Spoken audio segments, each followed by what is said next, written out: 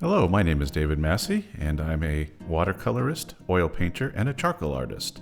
In this video, I'll be painting a watercolor from a photo I took on a walk recently. I like the blossoms, the green grass, and that white fence off in the distance. Before I start a painting, I usually like to make a charcoal sketch. It helps with the composition and also familiarizes me with the subject.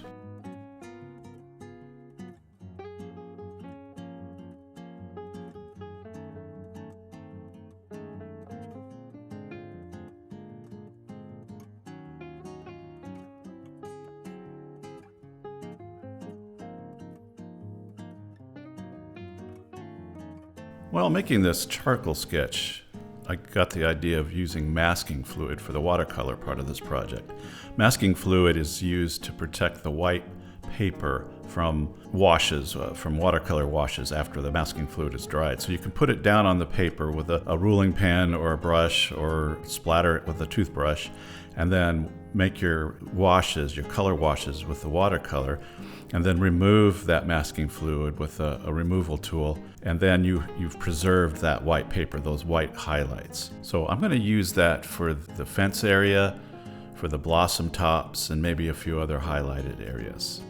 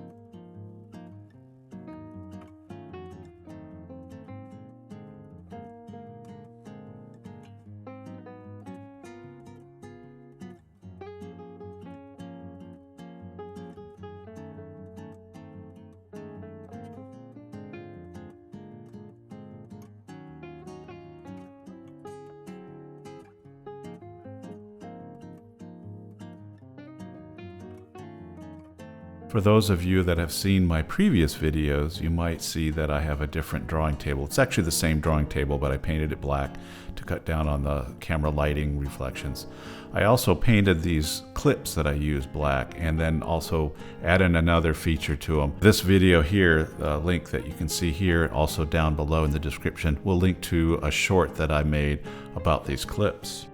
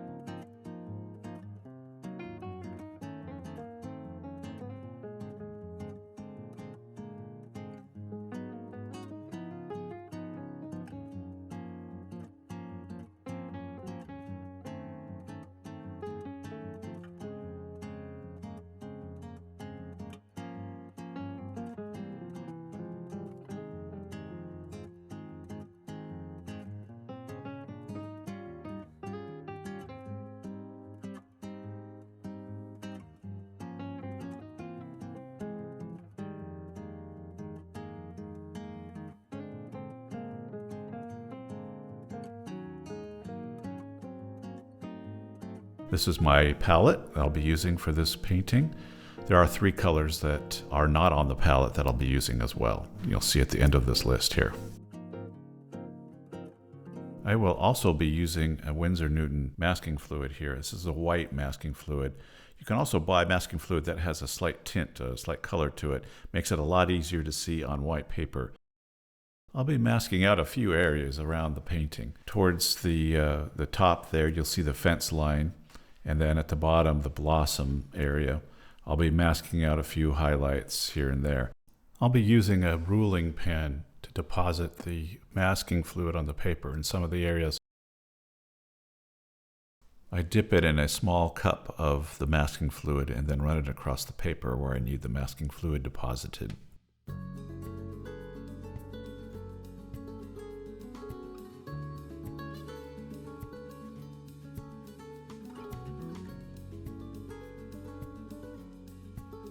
I use parchment paper to cover the area of the painting where I don't want the masking fluid to splatter onto. I dip a toothbrush into the same small little cup of masking fluid and then use my thumb to flick it onto the paper in areas where I want these random drops to appear. You can see the drops, various sizes and spacing, creates a nice splattering effect for the blossom tops in this case.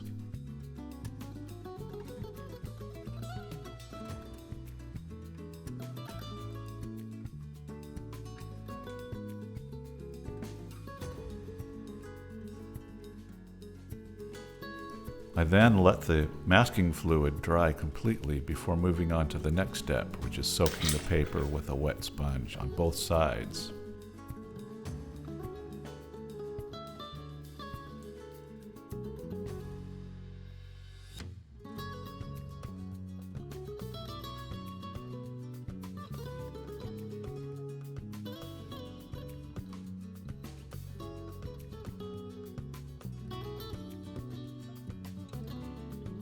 I use paper towels to blot up any extra water that's standing on the surface of the paper.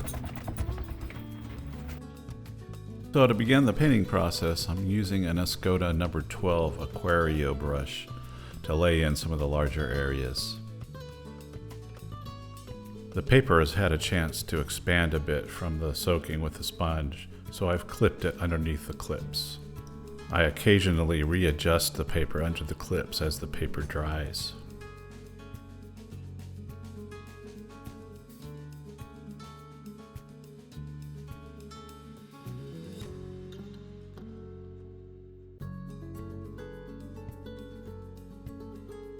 As I paint, I try to remember to shift hues between warm and cool, and also vary the shapes of the treetops to make it more interesting. I also like to put in a brush stroke and then leave it, and not go back into it unless I need to later after it's dried.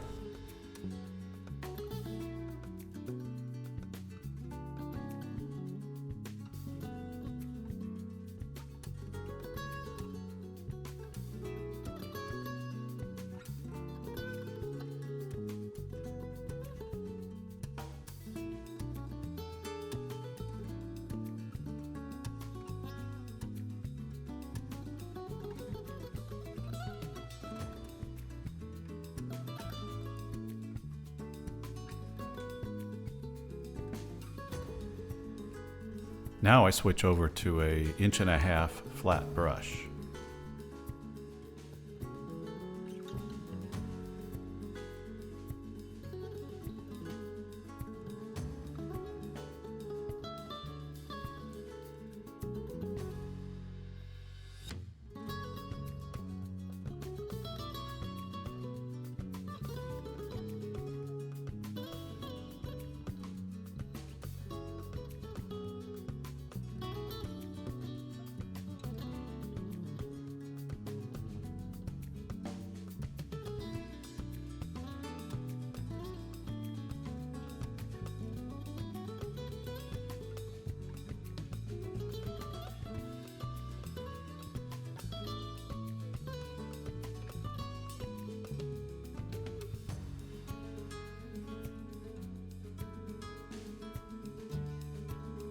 In most cases, when I'm painting, I'll do the sky first and then work my way down. In this case, I put the trees in first.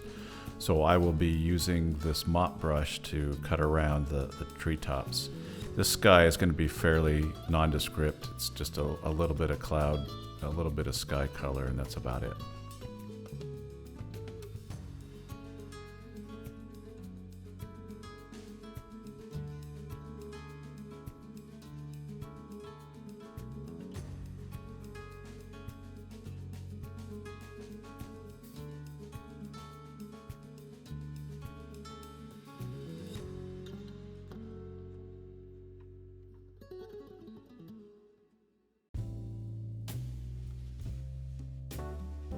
Next, I'm going to mix up some ultramarine blue and some Quin rust, maybe a little of that nickel gold as well.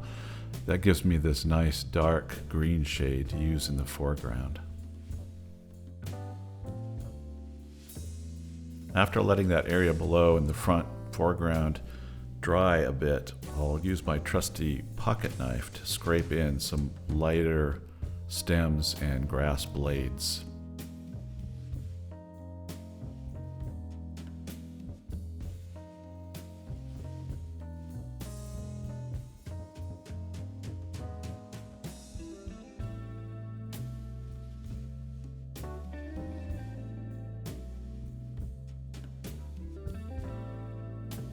I then work on adding darker values to the hills in the background and the trees as well.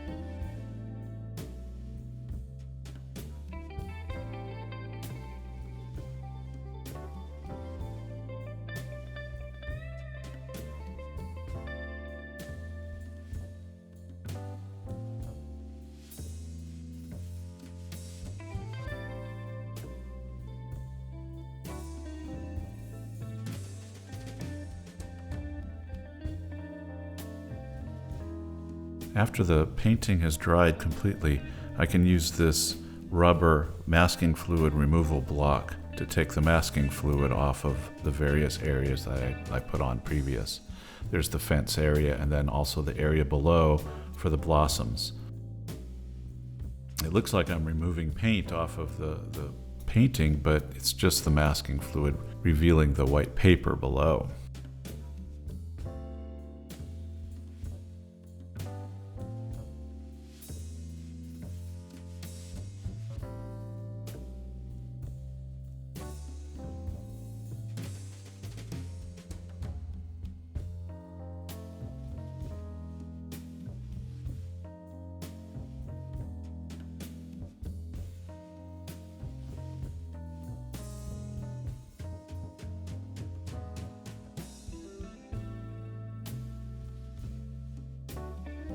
I continue to add more detail and darker values to various parts of the painting. Here I'm using a needle brush to add more random details to the plant life in the foreground.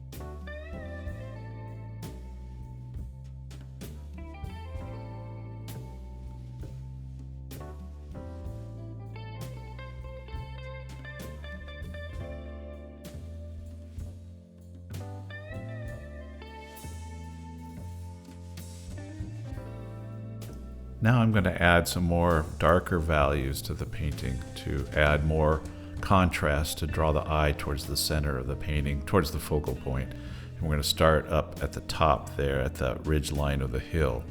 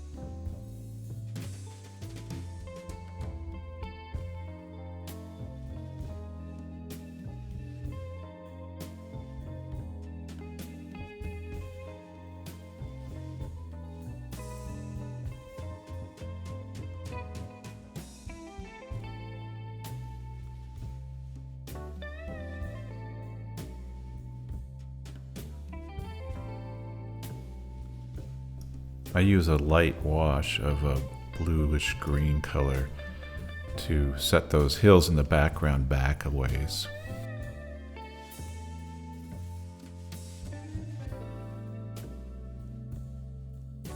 Next, I'm going to use a dark warm shade to cut around the top of those white areas that I previously masked out.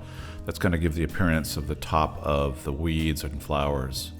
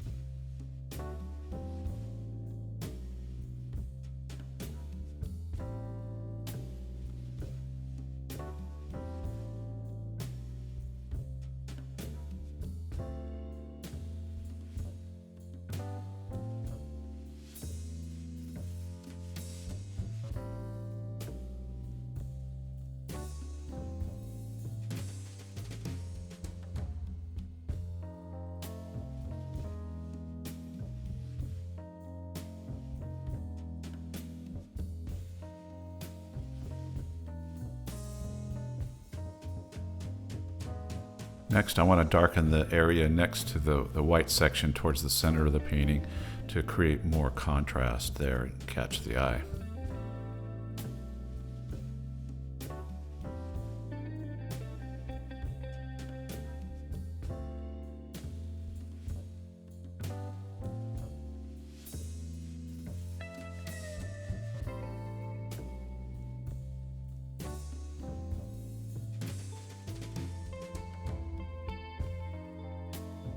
Now we have this nice wandering path for the eye to take. Kind of moves up towards the right top of the painting, circles around, comes back down through the trees there.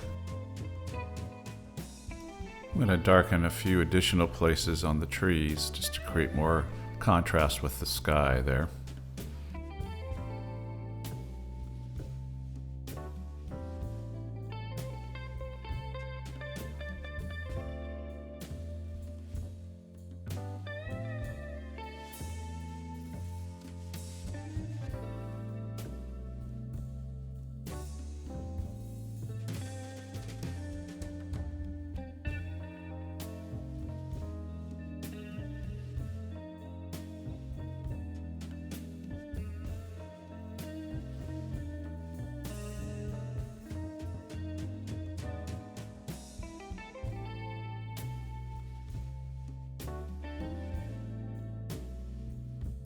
To finish off this painting, I'm going to take some titanium white, mix it with some water to make a sort of a tea consistency. Take that with a needle brush and splatter in some highlights in the foreground, just to add a little more dimension to the plant life there at the bottom of the painting.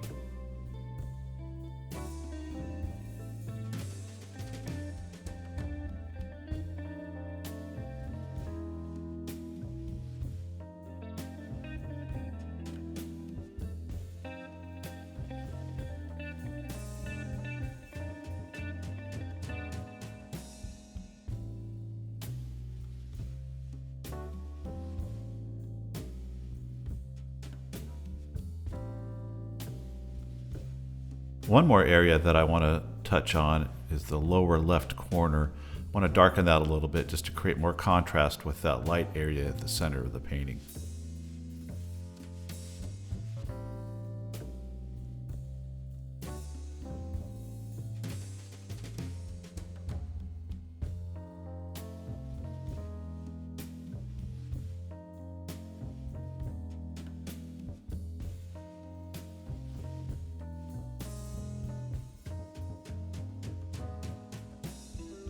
Well, that wraps it up for this painting.